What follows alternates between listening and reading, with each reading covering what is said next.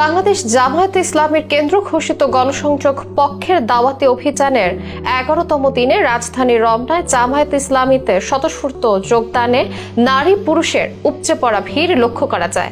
সোমবার বিকেলে দাওয়াতি অভিযানকালে উন্মুক্ত বুথে সহযোগী সদস্য ফর্ম পূরণে নারী পুরুষের স্বতঃস্ফূর্ত যোগদানের দীর্ঘ লাইন দেখা যায়।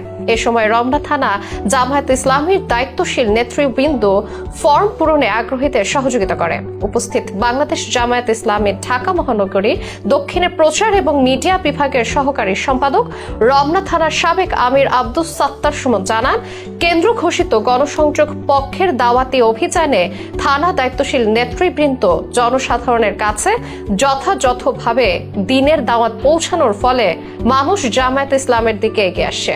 মানুষ বুঝতে পারছে এবং বিশ্বাস করে জামায়াতে ইসলামীর নেতৃত্বে একটি কল্যাণ ও মানবিক সমাজ গঠন করা সম্ভব। আপডেটস নাও থেকে আবু তোহার রিপোর্ট।